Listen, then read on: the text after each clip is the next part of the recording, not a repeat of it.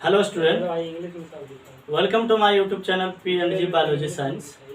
आज हम लोग जानेंगे प्रकाश संश्लेषण क्या होता है, जो कि 10th के लिए बहुत महत्वपूर्ण टॉपिक हो जाता है और ये एग्ज़ाम के भी से भी और किसी भी कॉम्पिटिटिव एग्ज़ाम के लिए भी बहुत इम्पोर्टेंट टॉपिक है।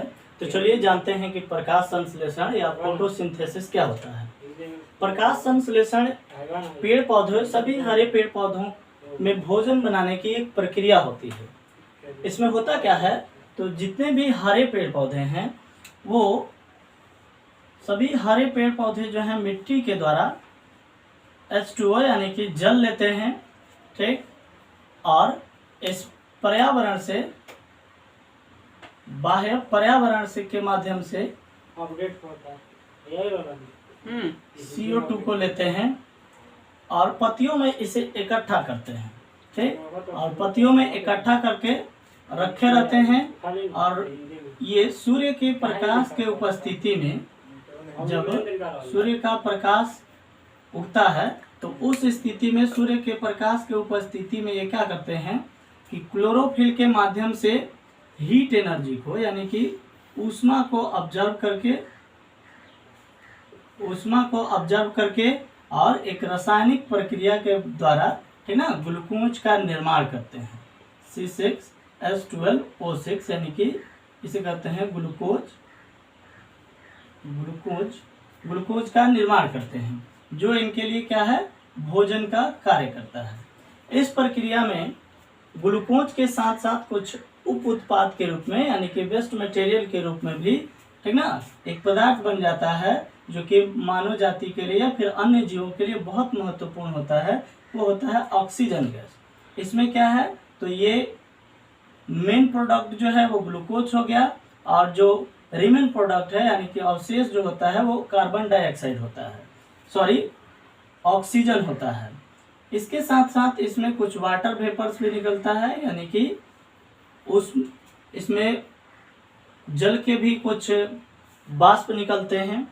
अगर हम लोग इन सभी प्रक्रियाओं को एक शॉर्ट परिभाषा में देखें तो क्या कहेंगे कि सभी हरे पेड़ पौधे जो हैं वो सूर्य के प्रकाश के उपस्थिति में, ठीक ना, मिट्टी से जल तथा पर्यावरण से कार्बन डाइऑक्साइड को लेकर पत्तियों में, ठीक ना, क्लोरोफिल के माध्यम से ग्लूकोज का संश्लेषण करते हैं, जिसे प्रकाश संश्लेषण कहा जाता है।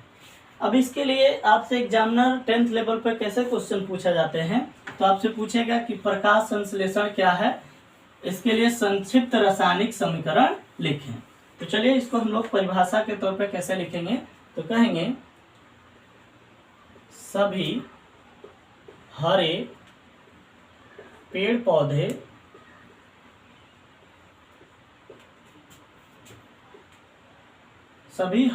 पौधे मिट्टी से जल तथा पर्यावरण से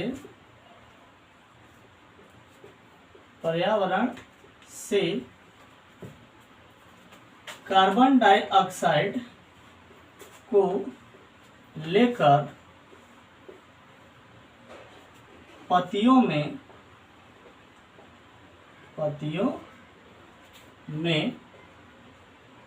सूर्य के प्रकाश के उपस्थिति में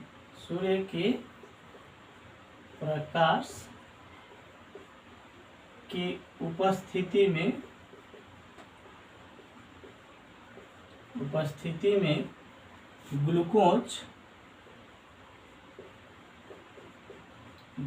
यानी कि इसका केमिकल फॉर्मूला शॉर्ट में लिखें तो क्या होगा, C6H12O6 का निर्माण करते हैं,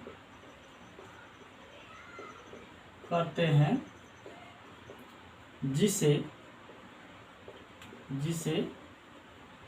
प्रकाश संश्लेषण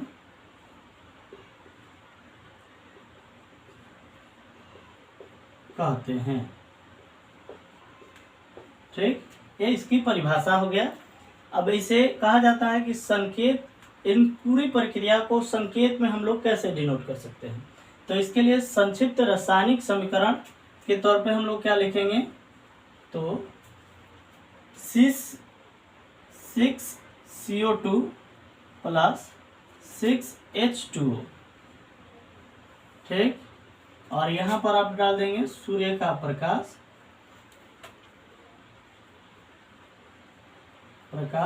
चूंकि ये एक रासायनिक प्रक्रिया के द्वारा हम लोग इसे दर्शा रहे हैं, तो जितने भी रिएजेंट होते हैं यानी कि जो अभिक्रिया को कराते हैं उन्हें एरो के ऊपर या फिर नीचे लिख सकते हैं। सूर्य का प्रकाश, और होता कहाँ है, साइट क्या है प्रकाश संश्लेषण का, तो वो होता है क्या,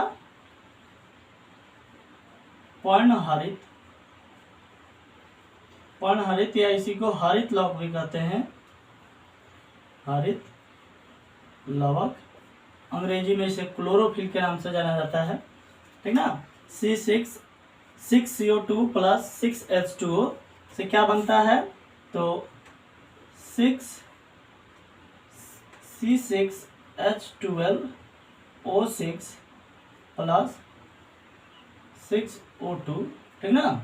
और कुछ वाटर वेपर भी बनता है यानी कि जल वाष्प भी बनता है, जो कि गैस के रूप में होता है, ये भी गैसीय फॉर्म में होता है। ये एरो इंडिकेट करता है कि ये क्या होते हैं, गैस के रूप में निकलते हैं। तो ये जो हुआ इसका संक्षिप्त रासायनिक समीकरण हो गया। अगर मैं इसको हम लोग अपने आम जीवन के उदाहरण के द्वारा समझें तो ये सेम एक किचन में जिस तरह से हम लोग चावल बनाते हैं, ठीक उसी तरह से किचन में चावल बनाने की जैसी प्रक्रिया होती है। जैसे आप देखेंगे कि क्या होता है कि जब हम चावल पकाते हैं तो चावल बनाने के लिए आप क्या करते हैं कि जो पात्र होते हैं, जो बर्तन होते हैं, उसमें जल लेते हैं, और जल लेने के बाद से उसमें हम लोग चावल को धो करके डाल देते हैं और गैस पे ऑन करके रख देते हैं। जिसके बाद से कुछ समय तक क्या होता है कि हीट एनर्जी ऑब्जर्व करता है जल और चावल, और इसके बाद से उसमें कुछ रासायनिक बदलाव होते हैं और वो फाइनली क्या बन जाता है, चावल बन जाता है, ठीक, जो कि हमारे लिए भोजन है। ठीक उसी तरह से उस प्रक्रिया में देखेंगे कि चावल बनने की प्रक्रिया में चावल तो हमारे लिए मेन प्रोडक्ट हो गया, लेकिन उसके साथ साथ जो रिमेन प्रोडक्ट यानी कि जो उसके साथ जो अपशिष्ट बन जाता है, जिसे चावल से हम लोग निकाल देते हैं, ठीक ना, तो वो जो होता है यानी कि उसका उप उत्पाद हो गया। ठीक इसी तरह से प्रकाश संश्लेषण में जो है क्या करते हैं कि ये CO2 और H2O जो है एक कच्ची सामग्री हो गया, और सूर्य का प्रकाश जिस तरह से चावल में गैस के भांति ईंधन के रूप में चावल बनाने के लिए प्रयोग करते हैं गैस, उसी तरह से सूर्य का प्रकाश संश्लेषण में ईंधन के रूप में कार्य होता है, ठीक ना।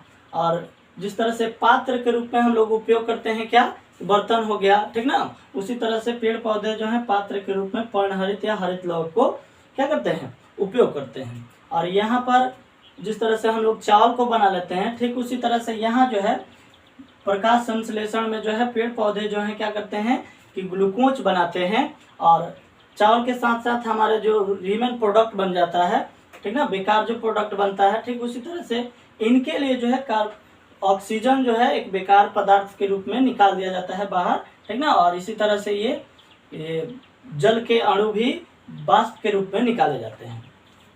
तो ये तमाम प्रक्रिया हम लोगों ने जाना कि प्रकाश संश्लेषण क्या है और ये किस तरह से होता है। अब थोड़ा सा इस पर हम लोग क्वेश्चन प्रैक्टिस कर लेते हैं। जैसे आपसे पूछता है एग्जामिनर, ऑब्जेक्टिव में पूछेगा कि प्रकाश संश्लेषण के लिए कच्ची सामग्री क्या क्या है, तो कच्ची सामग्री के रूप में क्या हो जाएगा, कार्बन डाइऑक्साइड और जल हो जाएगा।